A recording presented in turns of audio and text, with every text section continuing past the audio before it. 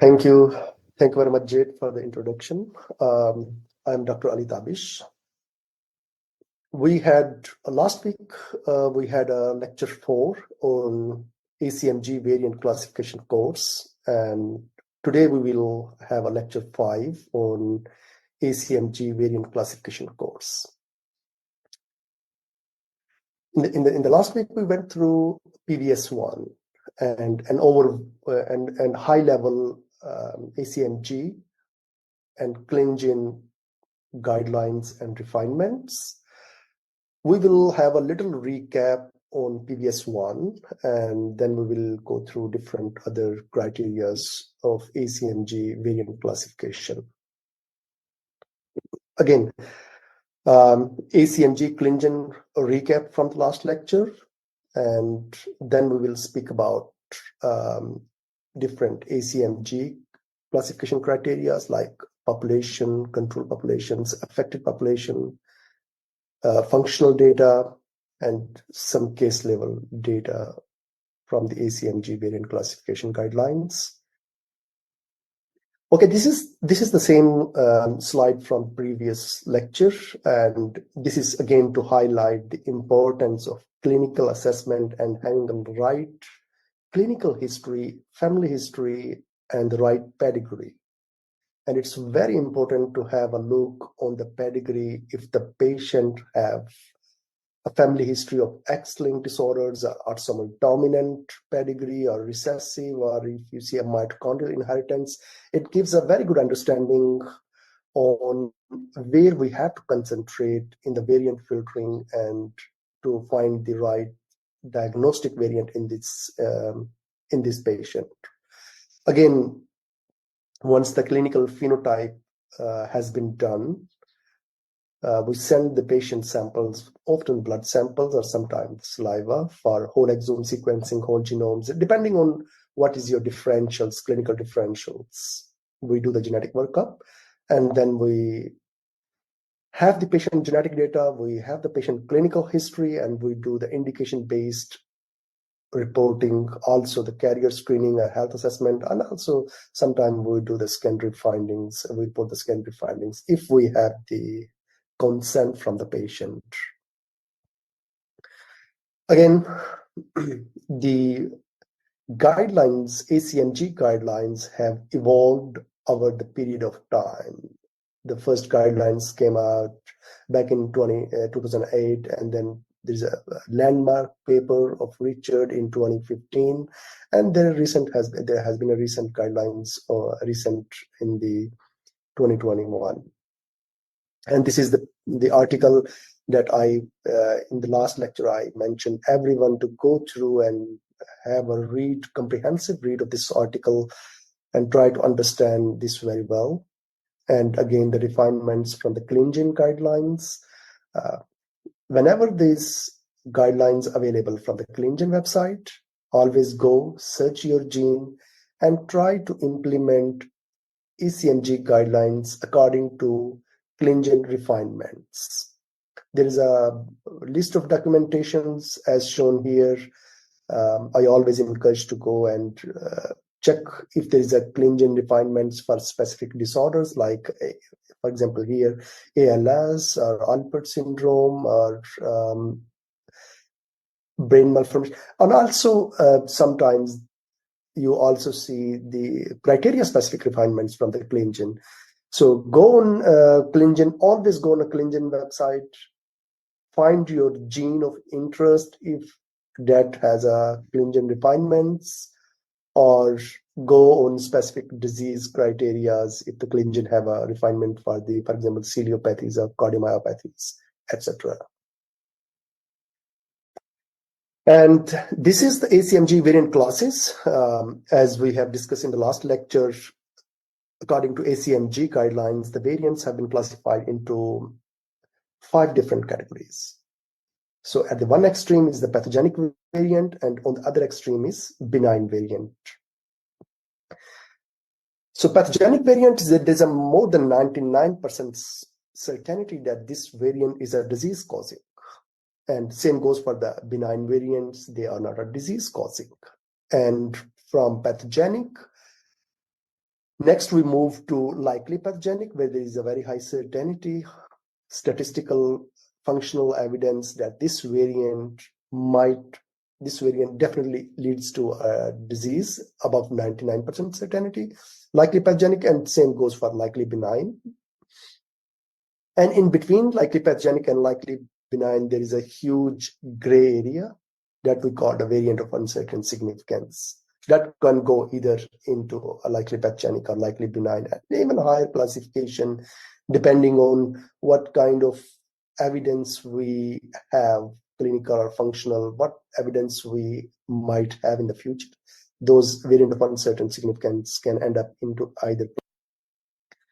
Okay, as I mentioned in the previous slides, there is two extremes of variant classes, likely pathogenic classification and likely benign, and in between there is a variant of uncertain classifications. And we have ACMG rules, which deals with the pathogenic criteria, and we have ACMG rules, which deal with the benign criteria.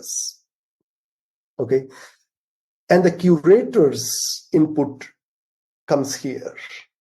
So we have to apply different PS2, PM5, PM1. I don't mention all the criteria here. It's just to give you an example and overview that there are different pathogenic criteria that needs curator input. Of course, there is a certain criteria like PP3, PVS1s. The software can auto implement or auto populate. But there are several different criteria where curator needs their input. Same for pathogenic criteria and for benign criteria. Okay? So I start with allele frequency. If the maximum allele frequency is less than the disease prevalence, that gives us a good indication that the variant could be disease causing. And here I have to dig down to different databases, like I have to go to ClinVar, I have to go PubMed, Google Search, HGMD, and other available databases to find additional evidence to make sure if this variant is disease causing or not.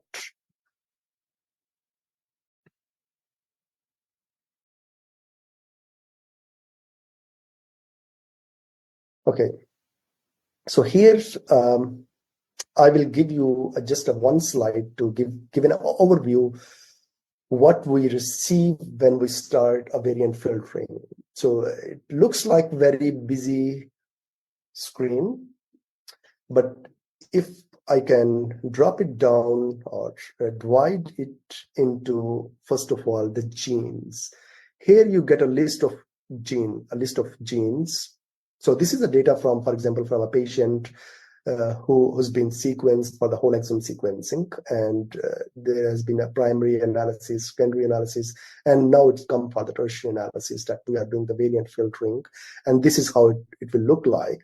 So we have the gene. There is a list of genes here in this VCF file.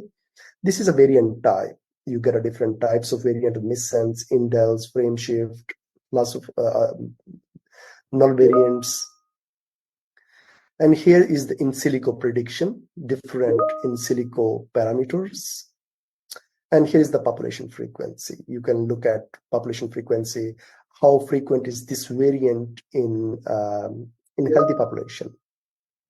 Okay, so just to give an overview, even if it looks very busy and intimidating screen, it is not that difficult to follow. It's information for the gene, the variant type, the in silico prediction, and population frequency, and some other parameters depending on your setting. Okay, let's start on the ACMG criteria again, how we will do the variant filtering.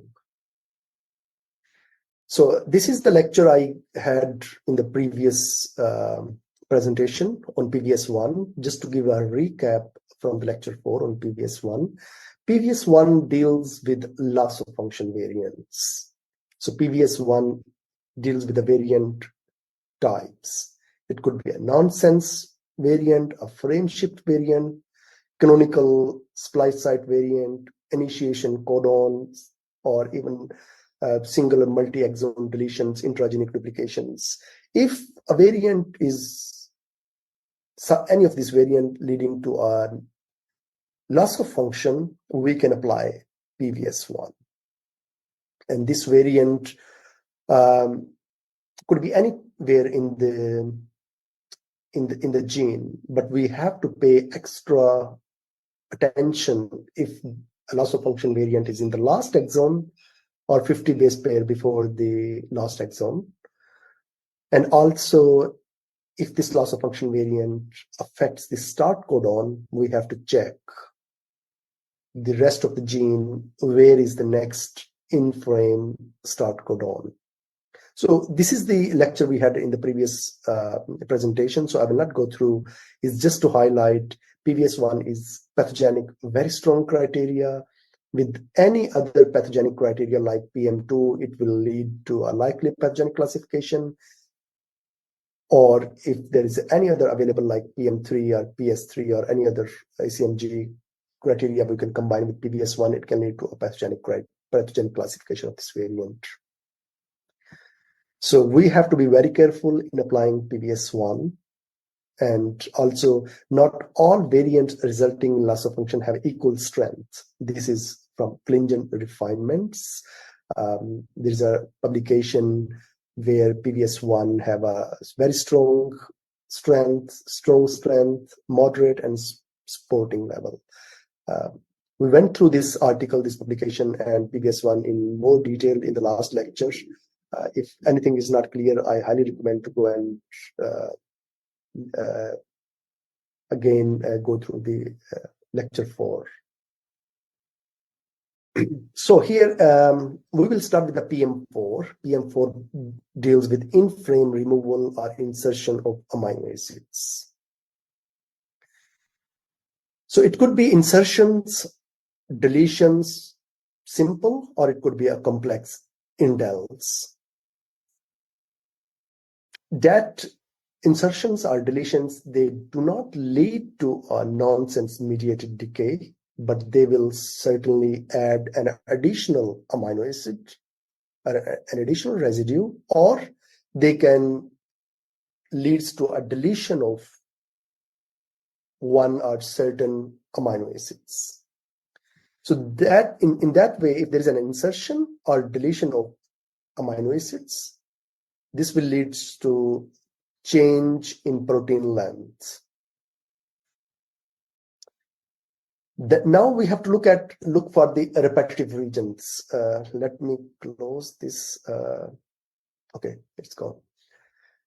We have to look for the repetitive regions. Why I'm saying that insertions and deletions, sometimes complex, they are not very the next generation sequencing technologies. They are not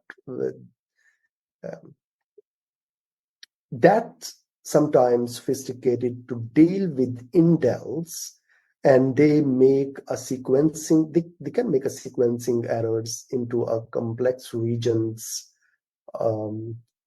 Or sometimes the homopolymers. And so we have to go to the NOMED and see if this region is a repetitive region or homopolymers, and what is the anatomy of that region. If we see, we can also go to the UCSC genome browser and we can see if this indel is in the repetitive region or not. And also, if it is a multi-allelic variant, and this information we usually we can get from NOMED, and this could indicate the region is prone to indels that are generally tolerated.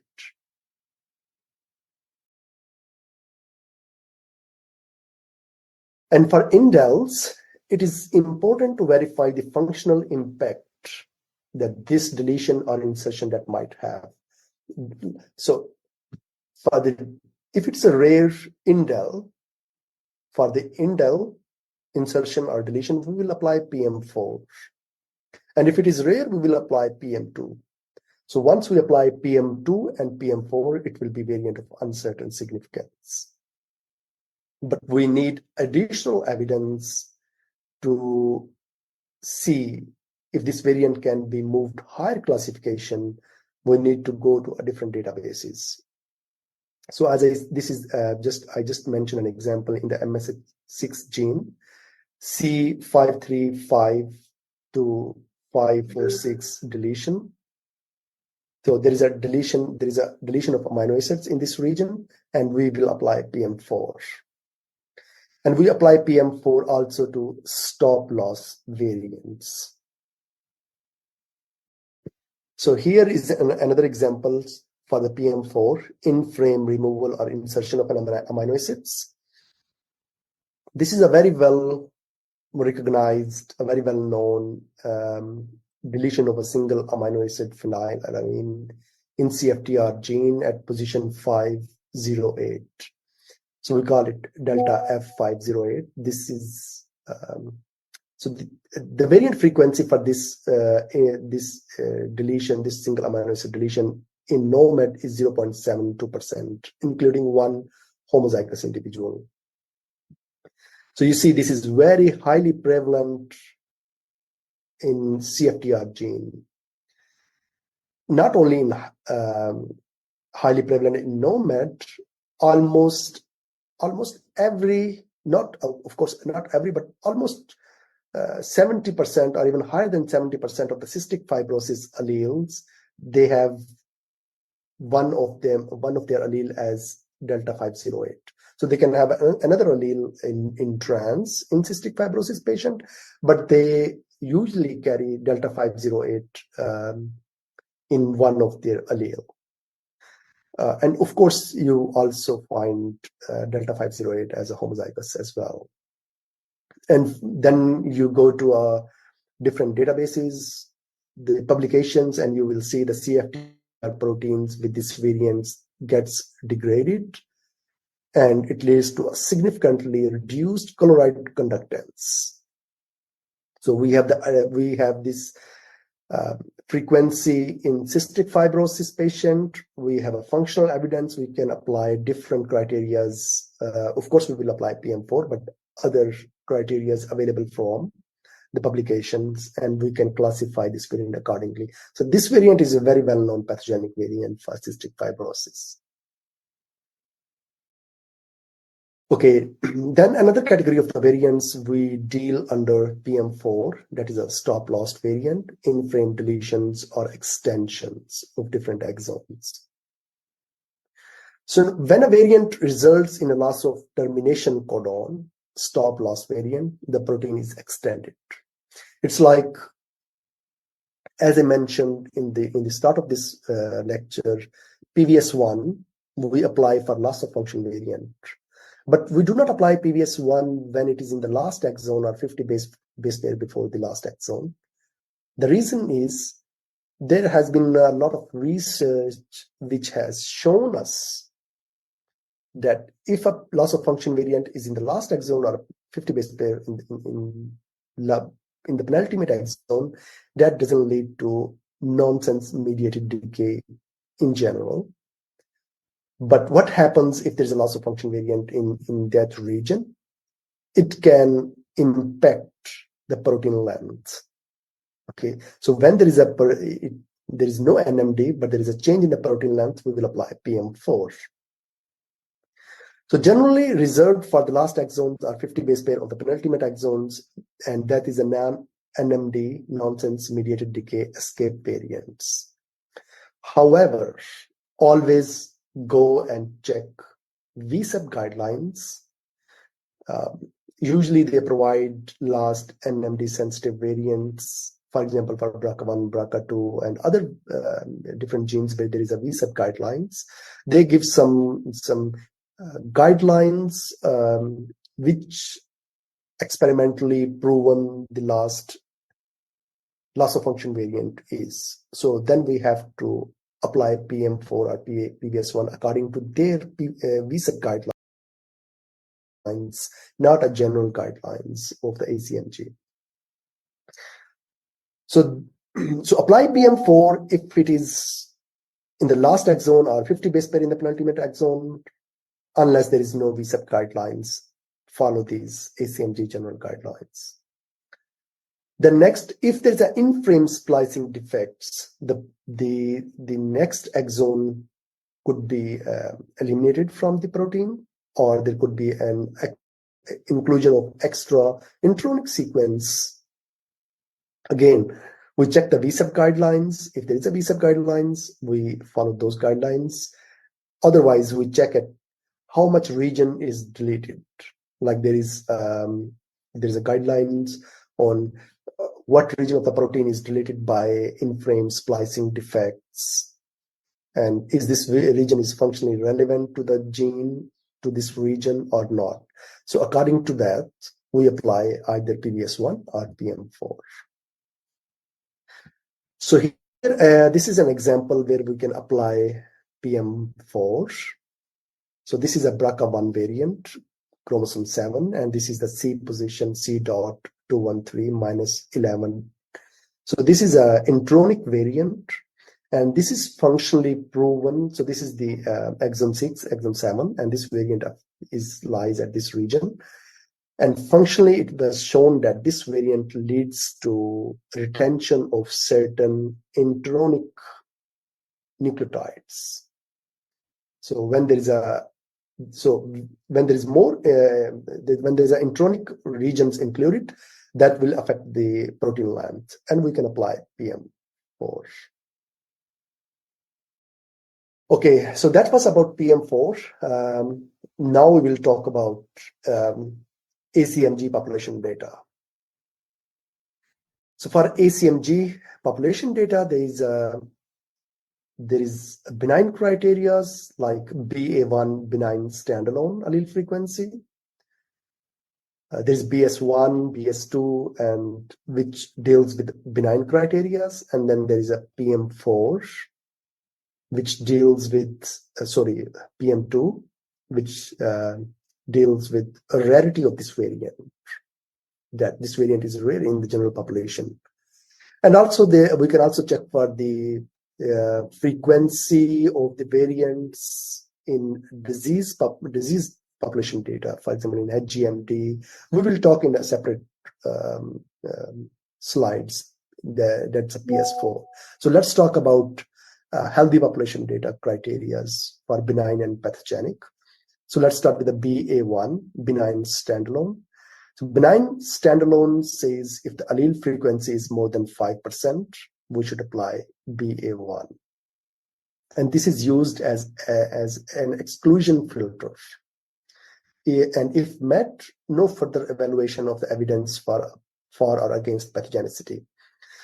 So there is a little, I would like to mention, if a variant has more than 5% frequency in certain population and might not have 5% population, might not have a 5% frequency in other population, we can still apply BA1. For example, if I am checking a variant which has less than 5% population frequency in Asian population, but it has a more than 5% healthy frequency in African population, I can still consider BA1.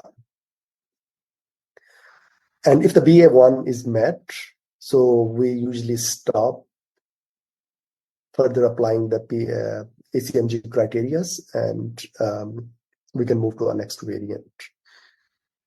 As I said, it's an exclusion filter. If met, there is no further evaluation of evidence for or against pathogenicity. We can compare to individuals' continental population if there is more than 2,000 alleles. And tested individual doesn't need to match ethnic origin of the population dataset used. This is what I explained in the previous slide, that we can compare BA1 allele frequency. We can use this filter to different ethnic population datasets. So here I give an example of CFTR variant. You just go into the NOMAD, enter CFTR here, and then you get allele frequency of different variants in NOMAD. Here is the allele count, and there is the allele number, allele frequency, and number of homozygotes. And if you see there's a huge number of homozygotes and heterozygotes, and if you calculate the allele frequency, and this will be definitely above 5%, and you see the clinical significance already in the NOMAD is likely benign and benign.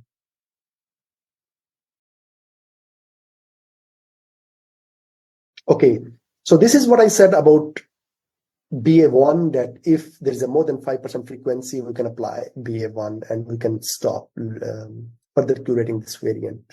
But that is not actually the true.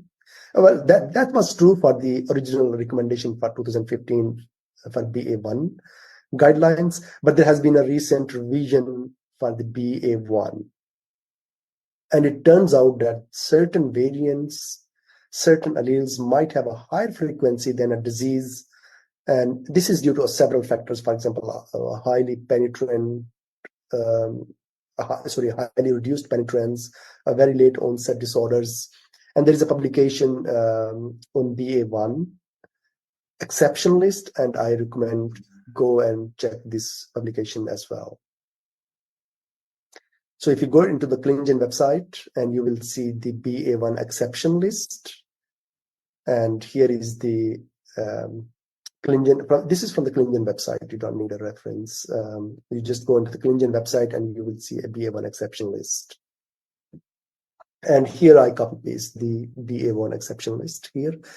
So we have a certain, not many, but certain variants where the frequency is more than 5%. So, but still, these are classified as a pathogenic, and we do not apply the A1, and we do not classify, exclude them, these variants, from the variant filtering. If we have this variant and the patient phenotype is matching, for example, if we have a variant, if we have a patient with a hearing impairment, let's say, and we find this variant GJB2, this variant, and we see, okay, this variant has a very high frequency, let's leave them out.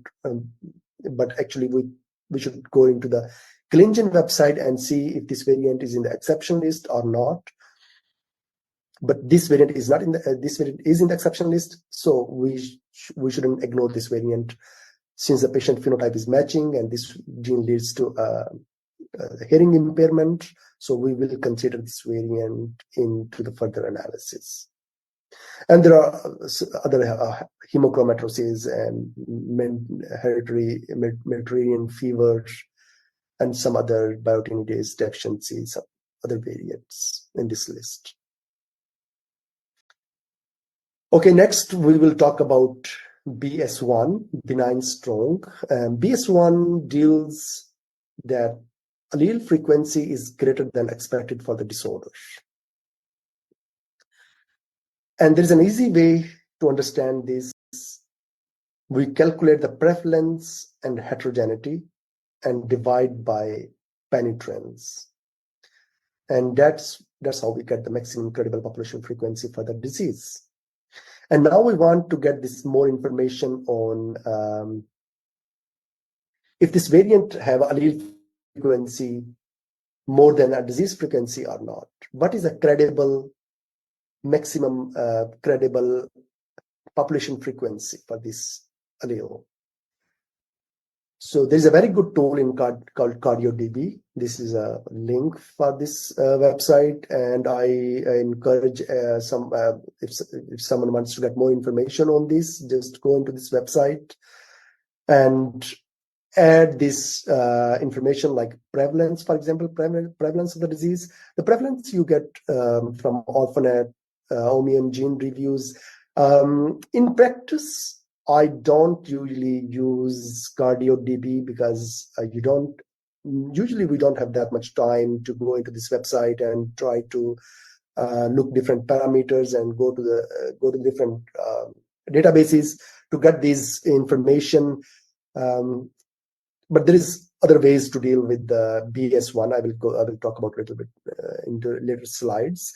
But if you want to get more information, go into the website, the CardioDB, add the prevalence, allelic heterogeneity, genetic heterogeneity. That means how many genes are causing this disease, and how many variants in each gene leads to these disorders. Add the penetrance level and the confidence level you will get the maximum credible population frequency for this allele, how many maximum tolerated reference alleles you should have in the healthy population.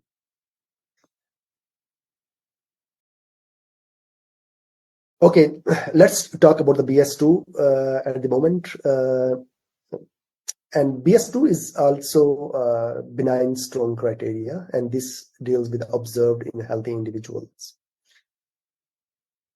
So BS2 observed in healthy adult individuals for a recessive homozygous, dominant heterozygous, and X-linked homozygous disorder with full penetrance expected at an early age. So this is important to understand, with full penetrance expected at an early age.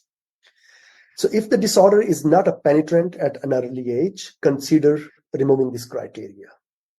So for example, I was talking about the BS1. Instead of going into the cardio DB, into going in, adding all different parameters, try to get the population frequency, which is credible for this disorder. If this disorder has early onset and it's an early onset recessive disorder, and there are certain number of homozygotes in NOMAD, you can have a very good understanding, okay, how come those homozygotes in NOMAD, they are healthy. So if you just go into the Omnium or gene reviews and see the penetrance. If the penetrance is available, that's easy. You can make a good judgment and good decision immediately instead of going into the CardioDB. Okay, we can also add some occurrence threshold. For example, if the variant is not early onset severe disorders, so you expect there might be some frequency in NOMAD. Even for the recessive disorders, if it is a late onset, you might expect some frequency into the NOMAD. Also for the recessive disorders, you will see some carrier frequency usually in NOMAD. And for example, this rhizopathy, the variant identified in more than 3 well phenotype individuals, you can apply BS2 for these rhizopathy genes. If there's more than 3 NOMAD entries, you can apply BS2.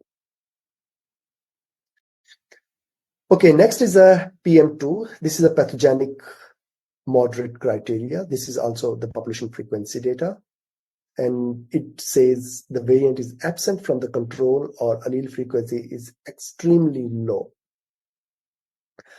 This was from the original ACMG guidelines, but by the refinements, they come to conclusion that rarity is not rare. That means in individuals, you see there will be many variants which are rare, private variants. Then there comes VSEP revisions, the Klingen revision guidelines for the PM2, and they make a general recommendations that when the variant is absent from control at very low frequency for the recessive disorders, we shouldn't apply PM1 as a default, but we should reduce to a sporting strength level, PM2 sporting. So this is the recommendation from Klingen guidelines, Klingen refinements. Again, dominant versus recessive. Dominant doesn't need to be 100% absent. Again, as I said, that depends on the penetrance, nature of the disease, if it is early onset severe disorder or it's a late onset. And for example, hypertrophic cardiomyopathy, there's 5 maximum alleles allowed. This is a guidelines from Klingen. And for rhizopathy to apply for PM2, it has to be strictly absent. And for recessive disorders, we might find some carrier frequency in NOMAD. And this is PM2 frequency, Klingen specification for PM2. So for rhizopathy, as I said, it has to be totally absent to apply PM2. For CDH1 gene, which causes gastric cancer and breast cancer, there are certain population, but still very, very, very rare. But some one or two heterozygotes are allowed. Same goes for other disorders like hearing loss and dominant and phenylketonuria, for example. There is so whenever you apply PM2, if there is VSEP guidelines available for your gene, you always have to go into the VSEP guidelines, go into the ClinGen and search by your gene and then search by PM2. If there is certain frequency mentioned that is allowed or absent, you have to follow accordingly. Okay, next talk about the ACMG allelic data. And that is, we deal with by PM3.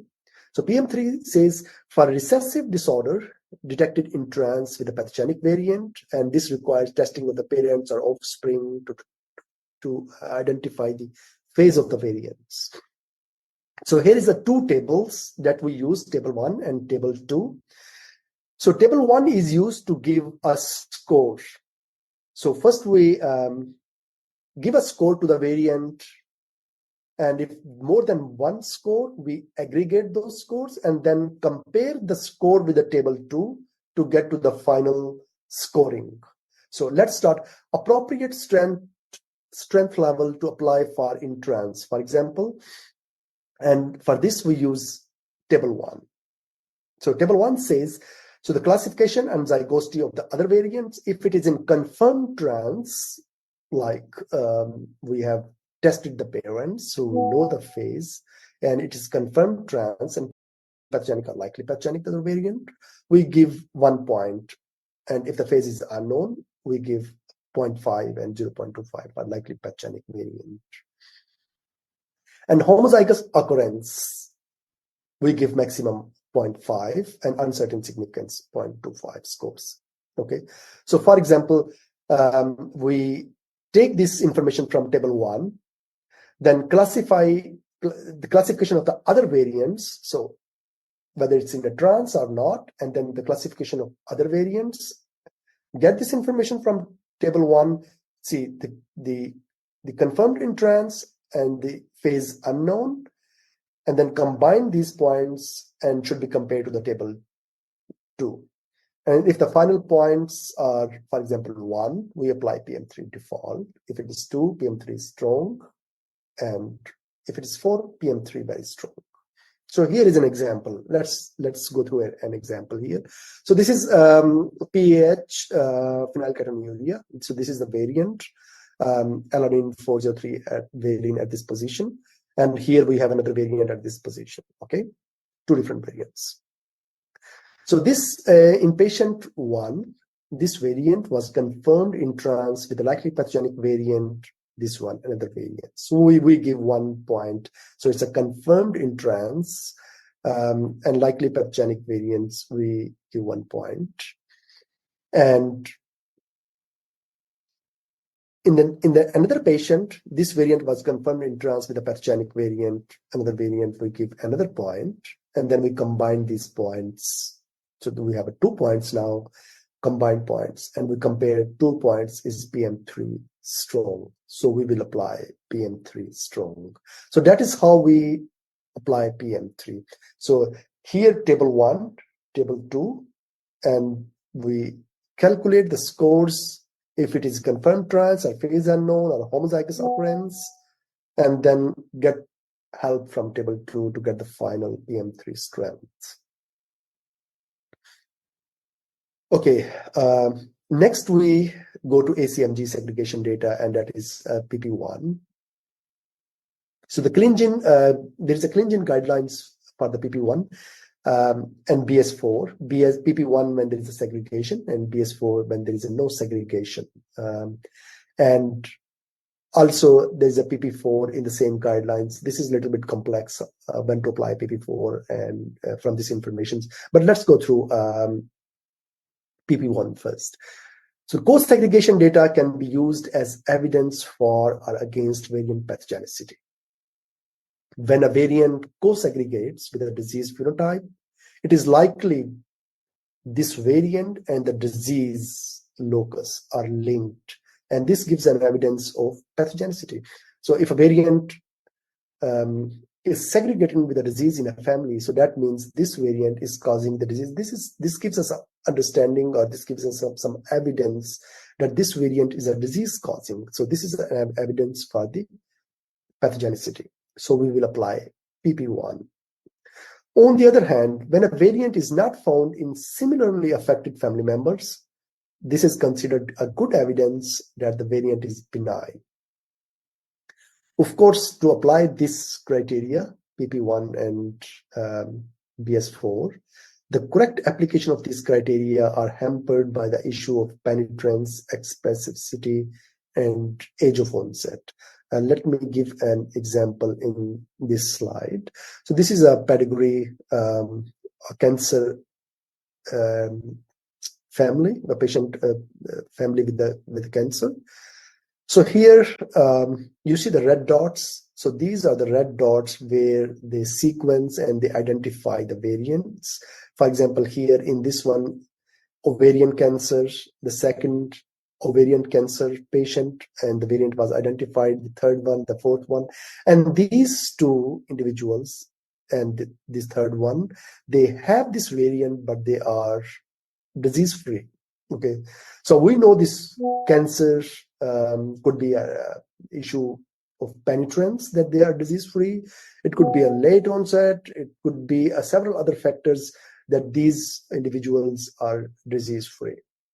Okay, so we can count the probands which are affected by this disorder, and they have the variants for the PP1 to apply. So PP1 co-segregation with the disease in multiple affected family members in a gene definitely known to cause the disease, and there is a different strength level from Clingan refinements. So we can apply PP1 as a supporting evidence, PP1 as a moderate or strong evidence. So for sorry, for PP1 strong to apply for autosomal dominant and X-linked disorder, more than 7 affected family members have to be in with this disorder and the variant. This is a general guidelines for PP1.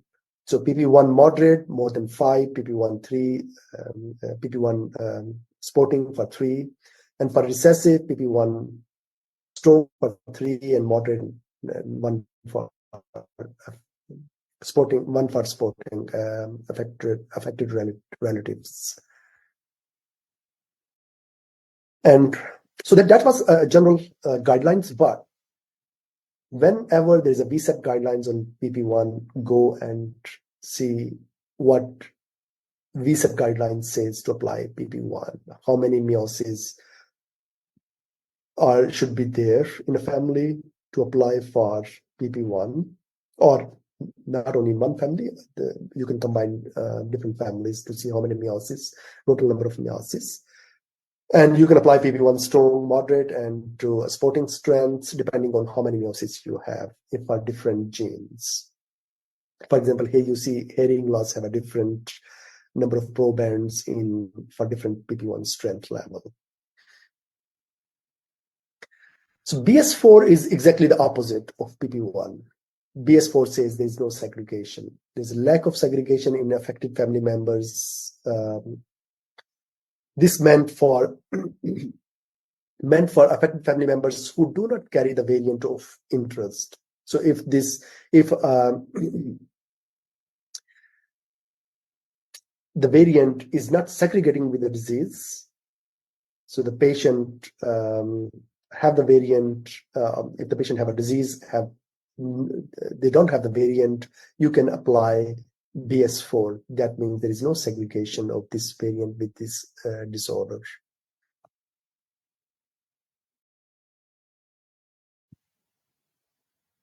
So here we will talk about some details on PS3. This is again a little bit complex. PS3 deals with the functional evidence guidelines for the interpretation of variant classification. So this is PS3 is a functional evidence, and in the original guidelines, ACMG guidelines, we apply PS3, but with the refinements, we have these different strength levels of the PS3. For example, we can apply PS3 as a strong, very strong, also at a sporting and moderate levels, depending on what functional evidence, functional studies, and how good those functional studies are, we can apply PS3 at different strength level. So again, I said, so this is, if you want to get more details and try to get further information on PS3 and PS3, the functional evidence, there is a very good publication. You can go and get further help understanding PS3 and apply at different strength level, PS3 very strong, strong and moderate, and different other levels, right? So functional evidence, PS3 and BS3. So what is called a functional evidence, of functional studies? So there are different types of functional evidence, and for example, if we are studying an expression of a gene, so if we are studying the expression, we will not look at the protein interaction. That might not be a good functional evidence or functional study to check the expression of this gene. So, for example, if we are having study where we want to check the expression of this gene, we do the mRNA expression using RT-PCR. We can use some other techniques to understand the expression of this gene. And also we can look at RT-PCR to look at the splicing defects if we want to go get more information. Also, we can do mini gene experiments for splicing defects if our study design that we are investigating is to look at the splicing defect. And also, if we want to look at the protein expression, we do the Western blot. So if our study design or our hypothesis is to look at the protein expression, of course, we will have to do the Western blot experiments or similar experiments, not the RT-PCR.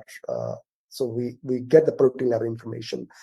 So it seems very basic, but it's very important to when we are evaluating the functional studies, what kind of analysis has been performed.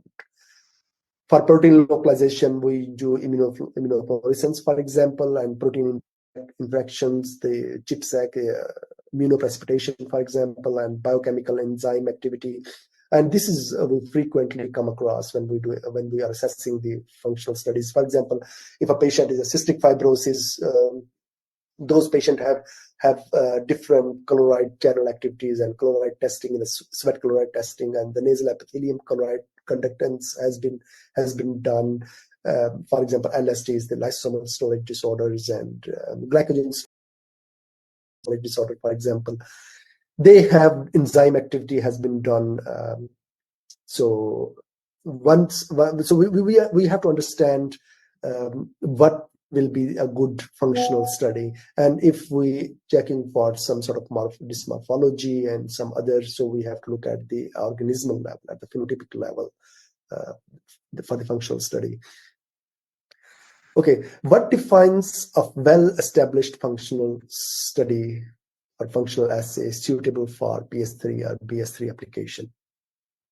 Again, I believe most of you already know these basics of a function of experimental design.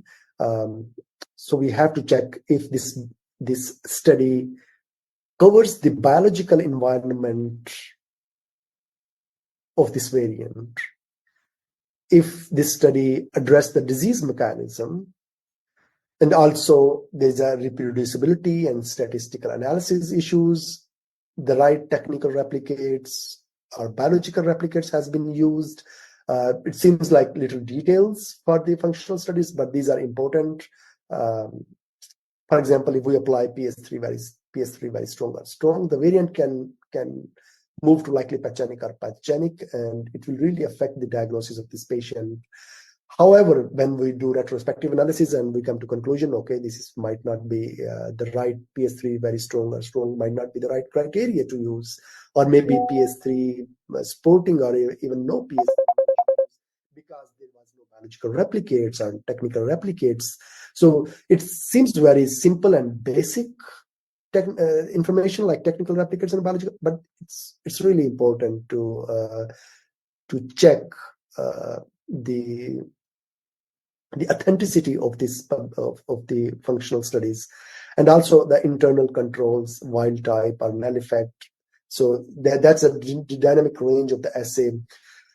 And validation control variants, and here we use known pathogenic variants and known benign variants. So we have to check, for example, if the study is looking at the BRCA1 variants, we have to see if they included the known BRCA1 pathogenic variant or BRCA1 benign variants. And also we have to be clear on the disease mechanism and the variant type when we assess the functional study.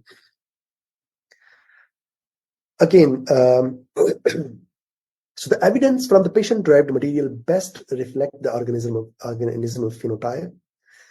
However, with the recent guidelines, they mentioned in the ClinGen that it is better to use this evidence to satisfy PP4 specific phenotype. So, for example, if a patient have a cystic fibrosis, and of course, when a patient comes to the clinical team, they do a clinical assessment, they might do an X-ray or even CT scan of the patient, and this is a part of clinical assessment for this patient to identify if this patient have a cystic fibrosis or not, or to build a differential diagnosis. However, for the cystic fibrosis, we have also specific testing that even the confirmatory testing that we use to confirm the diagnosis. For example, like coloride testing in nasal epithelium, sweat chloride testing, conductance.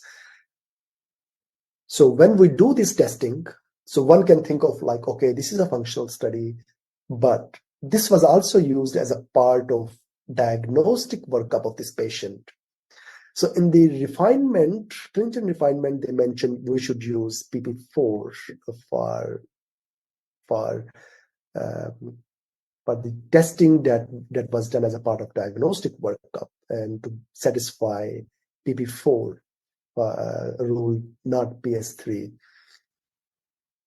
Okay, to proceed with the evaluation or evaluating an assay performed in patient-derived material, apply criteria at strength level determined by validation parameters.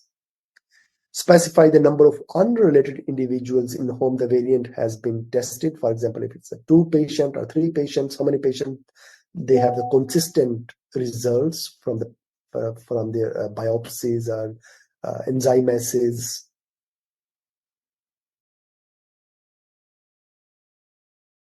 And evaluation of the functional evidence from model organisms should take a nuanced approach.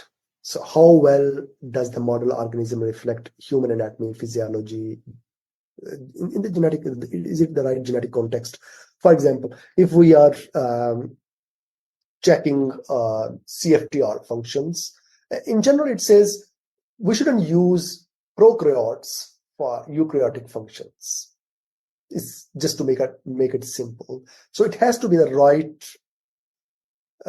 physiology where we are testing animal models or even cellular models in vitro. It has to be a right physiology and right genetic context to evaluate the functions of variant. And the phenotype should be measurable. Measurable phenotypes can vary depending on the genetic background of the organism. And if model organism data are to be used in the variant interpretation, the strength of the evidence should be adjusted based on this reproducibility of the overall data provided. Again, this deals with replicates and positive and negative controls used. And we have to describe the functional impact of the variant as given in the essay. If it's a functionally normal and functionally abnormal. And if we say like functionally abnormal, what does it mean? Does it mean it's complete loss of function? It's a partial or leaky variant? Or it leads to a gain of function dominant. So what does it mean, functionally abnormal? The publication has to be clear on that. Okay, and the final assessment of the evidence should take into account the functional effect in the assay and the mechanism of the disease, and that's we discussed before as well. And there's more little details that the person who's performing the functional assay should not govern whether PS3 and BS3 criteria should be applied, and this determination should be based primarily on the validation of the assay. Okay, so the person shouldn't be applying PS3 and BS3 criteria, because this can bring a bias in the study. So when multiple functional studies are available, so we have to, for functional studies are available, we have to check if those are conflicting or those studies are in agreement with each other. And then we have to see which study is best reflecting the genetic context of this disease or this phenotype. And if one study is saying this variant leads to a pathogenic outcome, the other study is saying a benign outcome, like two different. It doesn't mean that we shouldn't apply any criteria. We have to check which study is in the right clinical context, disease context, and either we can discard or accept one of it. Okay, and if studies are with a similar design, with the right context, if both are conflicting, that doesn't mean we have to apply BS3 or BS3. That means there is a conflicting evidence from this study. So if we have the conflicting results, assay that more closely reflect the disease mechanism and is more well validated, this overrides the conflicting results of the other study. And then we apply the strength indicated by the validation parameters. And if at essentially the same level of validation, do not use conflicting evidence, then we don't have to apply PS3 or BS3.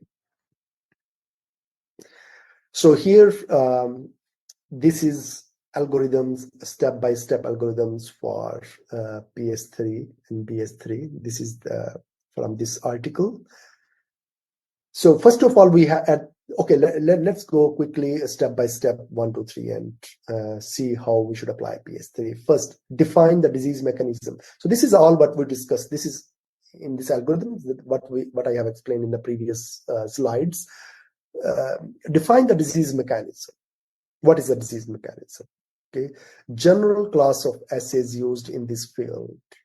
For example, if you are working with the viability, if you're checking the viability assays, then you have to use certain assays which identify the viable cells. Okay.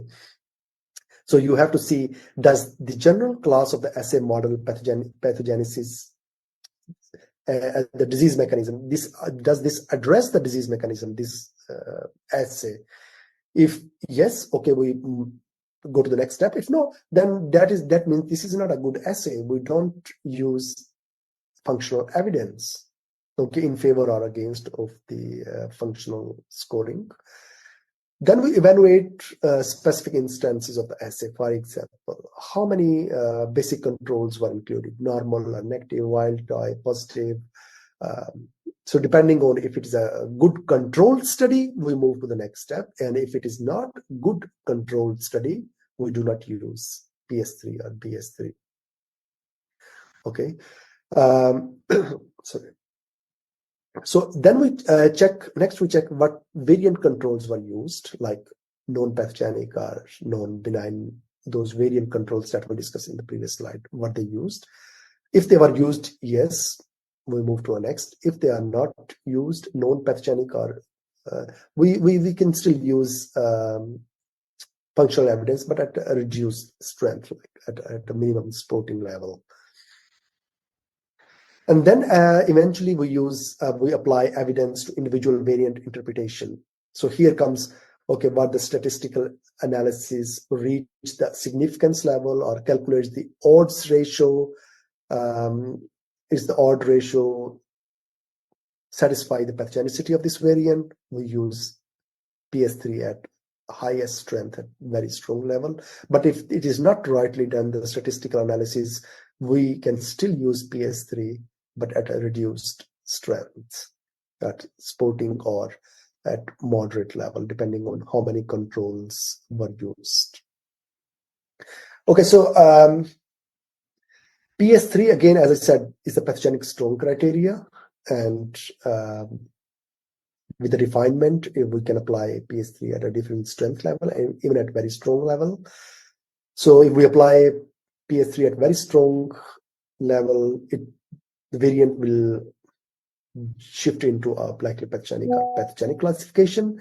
So we have to be very clear on the functional study, how many, is it they have used the right functional assays for this class of the variants? Is it the right genetic context? Internal controls used, the pathogenic or benign controls used, how was the statistical analysis? We have to check all these parameters to apply PS3 at appropriate strength level. So this is a ClinGen again for PS3. For some genes, there is a ClinGen refinement guidelines. So whenever the refinement guidelines are available from ClinGen, go into the ClinGen website and apply accordingly. For example, here, PS3. So this is an ATM gene.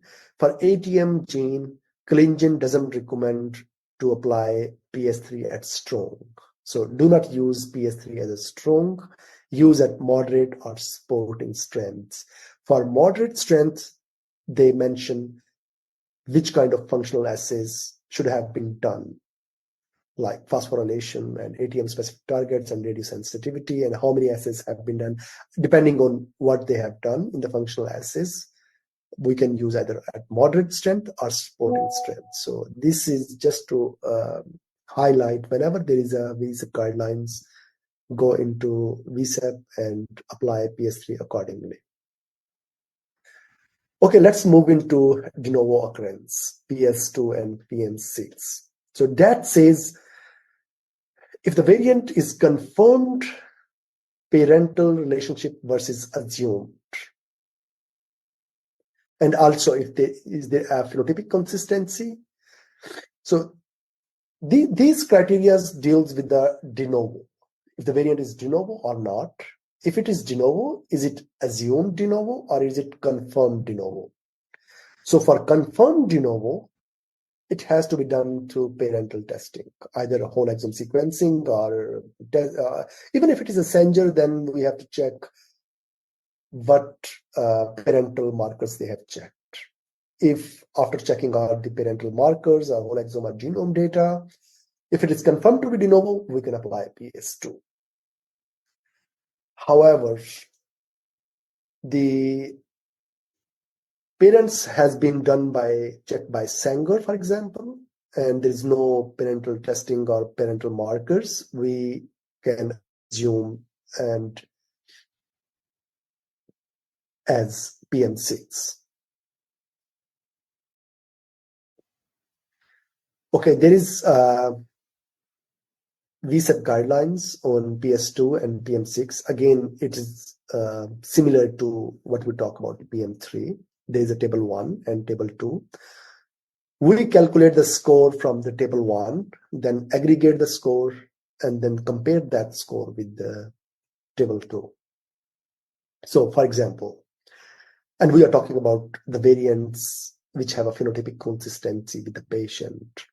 The phenotype is highly specific for this gene, and de novo with confirmed parental relationship, we give 2 points, and de novo with unconfirmed parental relationship, we give 1 point.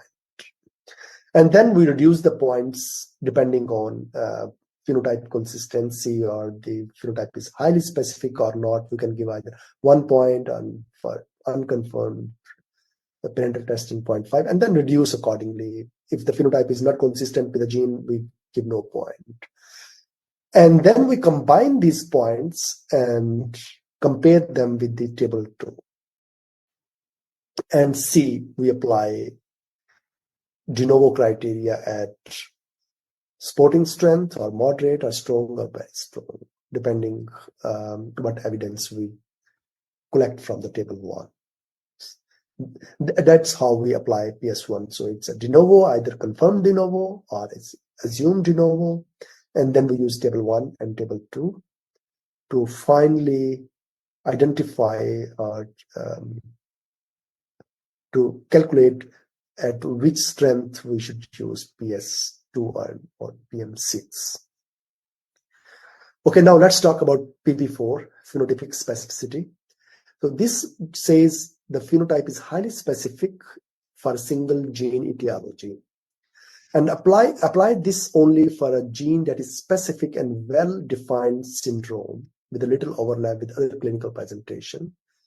And gene is not subject to substantial benign variation. So if gene is substantial benign variation, we can go into the NOMAD and see how many benign variants. And also we can go into ClinVar and check how many likely pathogenic variant, how many likely benign and benign variants, and then we can get an understanding if there is gene is enriched in the benign variants or not.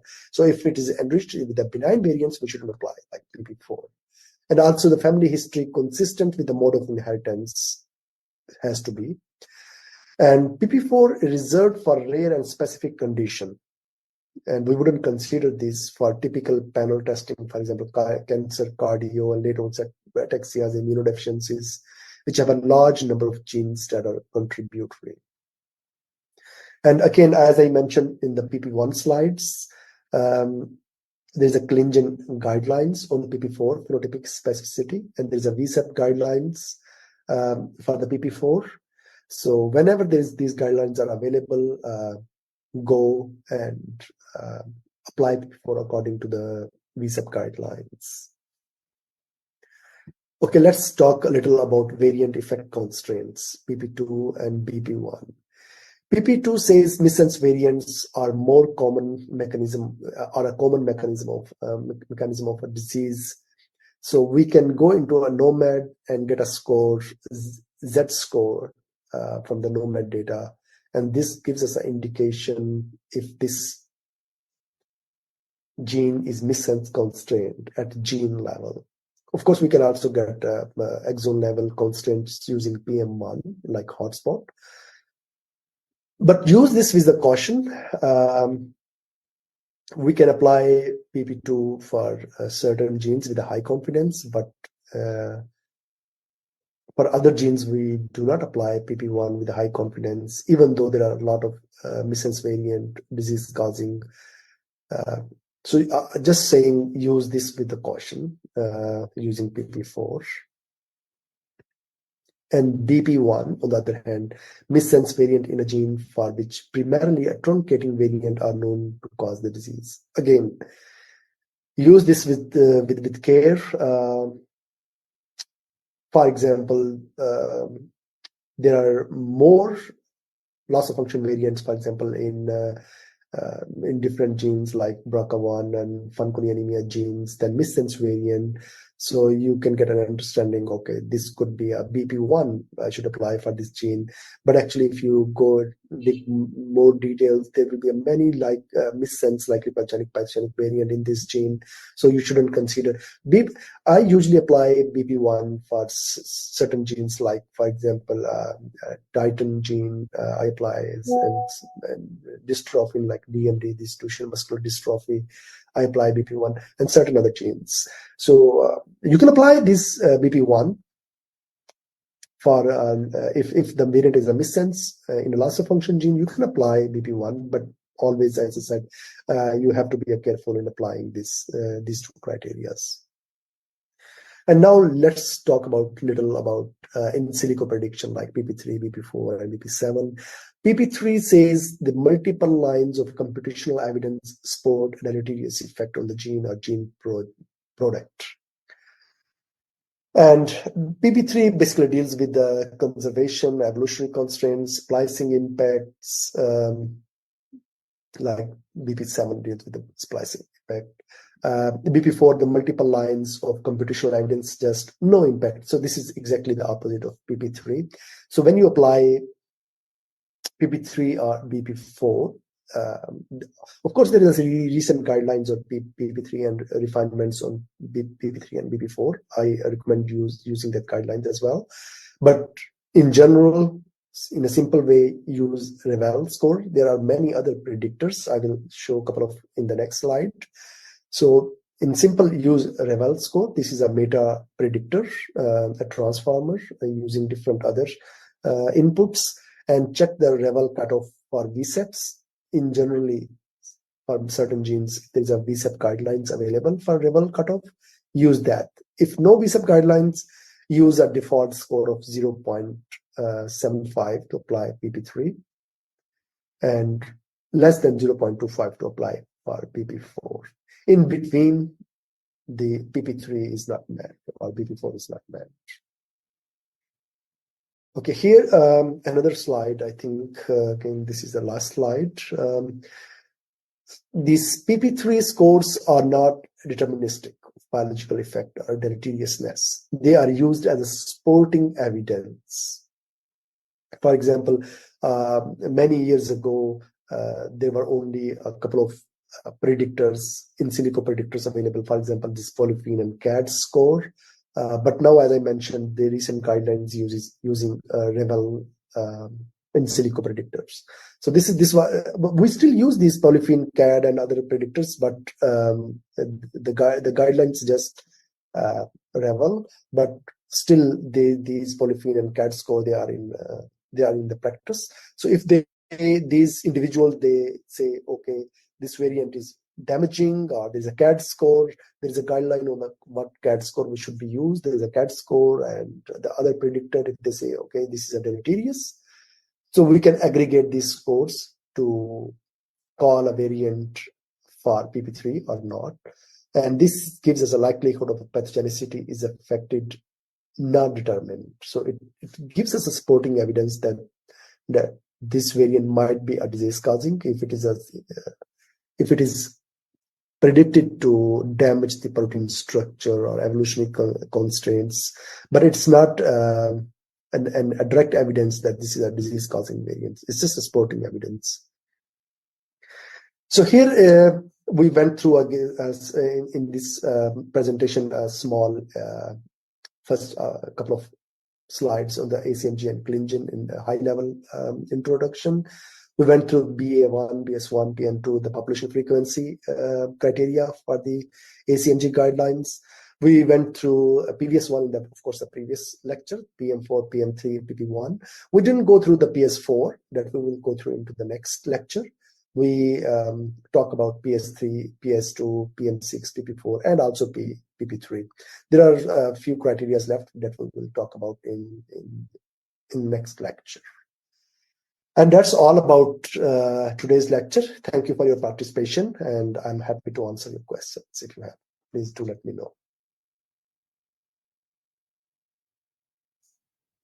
Thank you so much, Ali. That was a really great lecture. And I see that we have got quite a few questions. I know that Ali's been answering some of them in the chat. But carry on. If you have any questions, please put in the chat. And yeah. Okay. Can you hear? Everyone can hear me? Yes. Okay, great. Okay. So there is a question on PS3 on the functional study. Like there is a different level of testing mRNA splicing enzyme activity. How do we know we are using the right assay for the disease mechanism? So let me answer this question first. For PS3, with the ClinGen guidelines, there is a PS3 very strong and different strengths. We have to be very clear what is the outcome from the functional study. It is possible that we can use PS3 very strong, and the variant will move to likely pathogenic or pathogenic classification, and the diagnosis will be confirmed. But when we look at this functional study, it is not rightly planned or rightly performed, the functional study. So we have to thoroughly understand the functional studies. For example, if we, as you mentioned in the question, if we're looking at the splicing defect, we usually look at the mini-gene experiments. So we have to see what is the effect from the mini-gene experiment. Is there is a leaky transcript, complete loss of the transcript, or is there an intronic inclusion, or there is an exon exclusion? So what is the message from the mini-gene experiment? And also for mini-gene studies, there is a RT-PCR, reverse transcriptase PCR is done. So we have to look those sort of experiments, okay? On the other hand, if we're looking, for example, certain genes which leads to, for example, dextrocardia, ciliopathies, okay? And we have to look at the protein localization in the cilium. In that context, we have to find what is the protein localization, immunofluorescence, the right assay we have to see if they used in the publication. So my answer would be, we have to check, is this the right assay for this class of variants or not? For some genes, there are VSEP guidelines available for the right assays, for example, ATM or BRCA1 and 2 check. But for most of the genes, there is no VCF guidelines, and we have to infer our general understanding what is the right assay. There are certain very well published paper available. They explain how to use the right experiments for the right kind of endpoints. But in general, use your understanding.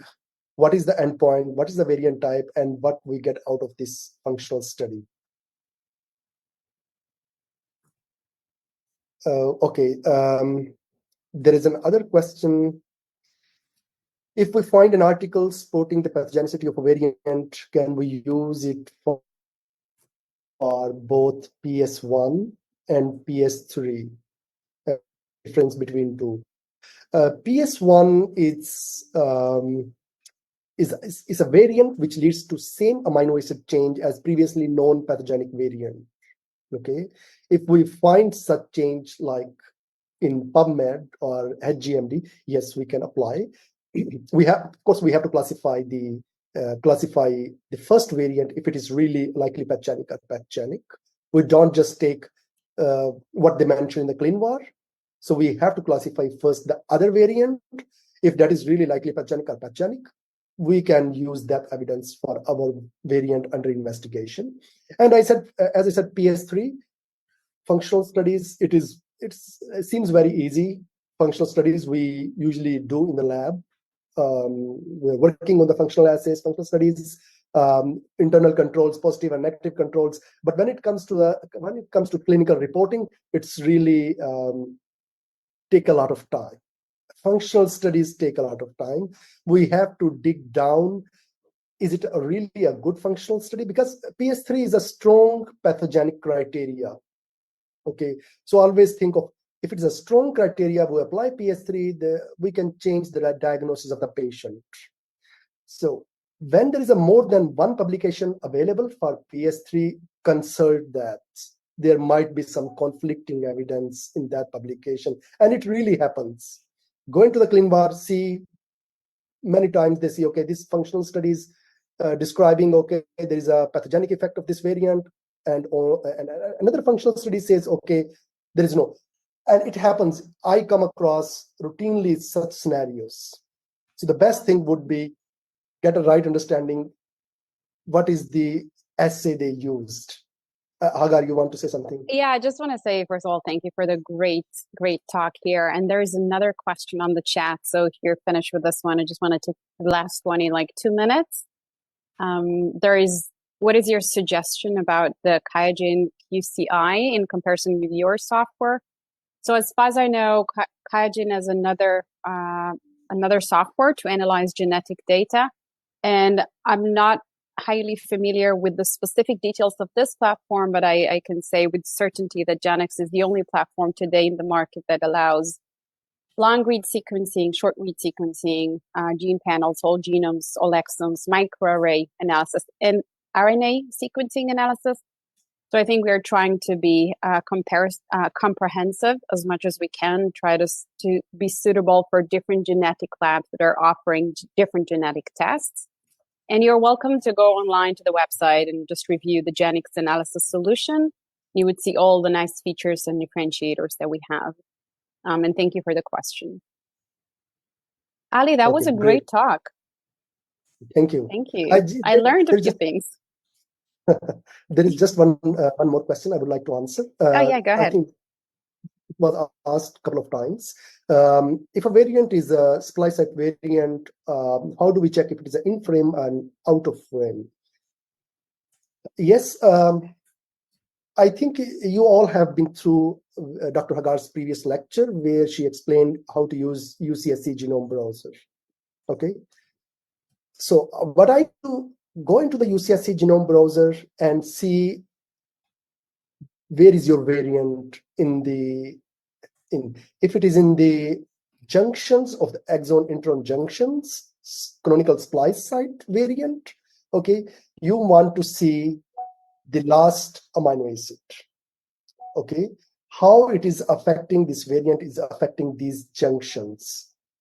Okay. If it is in frame, like you can divide it by 3, okay, that likely to result in in-frame deletion or in-frame splicing defect. Or to get a precise result, we need some sort of functional.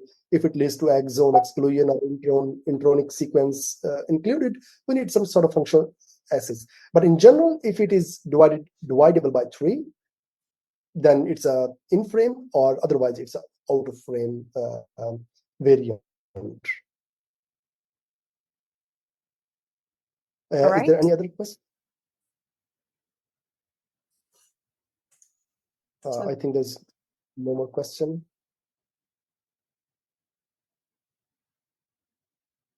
Okay, thank you. Thanks for your time. Thanks, everyone, and hope to see everyone in the next